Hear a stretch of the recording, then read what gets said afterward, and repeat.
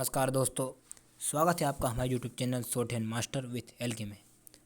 दोस्तों, पेश हम आपके सामने एक और नई डिक्टेशन के साथ ओपी शुक्ला से, जिसकी गति रहेगी 80 शब्द प्रति minute. Dictation number 74, page number 78, 79। Dictation start होगी 3 सेकंड बाद।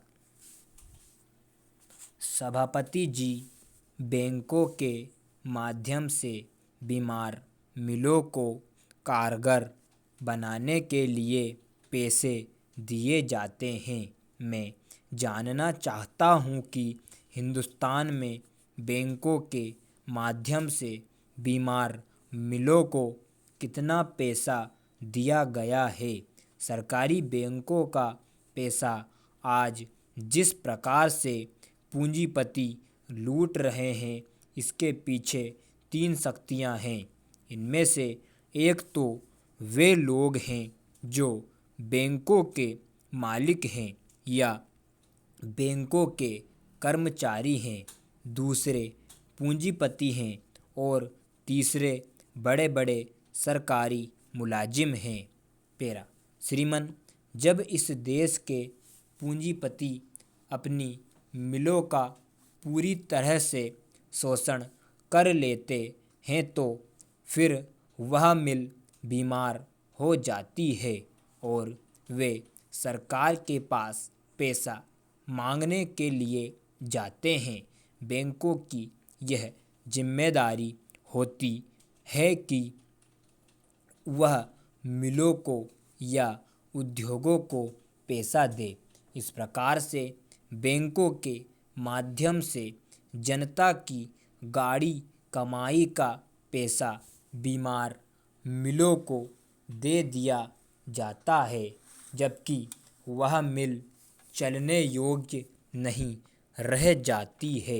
आज स्थिति यह हो गई है कि इन पूंजीपतियों को बिना किसी शर्त के पैसा दे दिया जाता है। पूंजीपति अपने कर्मचारियों के माध्यम से इस पैसे को इधर उधर कर देते हैं। उसके बाद फिर सरकार के पास पैसा मांगने के लिए चले जाते हैं। इसके प्रमाण के रूप में मैं आपको कई मिलों के उदाहरण दे सकता हूँ। वहाँ के लोगों ने भी सरकार को इसकी जानकारी दी और आग्रह किया कि इन मिलों को ऋण ना दिया जाए, लेकिन फिर भी बैंकों द्वारा उनको ऋण दिया गया और उसके 1 साल के बाद फिर वे मिलें बंद हो गई। इसलिए मैं सरकार से आग्रह करता हूँ कि सरकार ऐसी मिलों को अपने हाथ में ना ले जिनके चलने की कोई संभावना नहीं है। यदि मजदूरों के हित में उसको लेना आवश्यक हो तो पहले उसकी जांच कर ले और उसके जिम्मेदार अधिकारियों को निकालकर उसका प्रशासन अपने हाथ में लेकर चलाएं।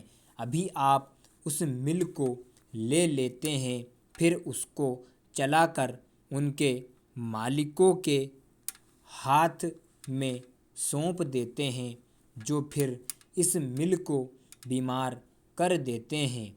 अति आवश्यक होने पर ही मिलों को वापस उनके मालिकों को दिया जाए। अतः मेरा निवेदन है कि यदि आप किसी मिल को अपने हाथ में लेना आवश्यक समझते हैं तो उसको आप लीजिए, लेकिन उसको फिर उनके मालिकों को मत लौटाइए।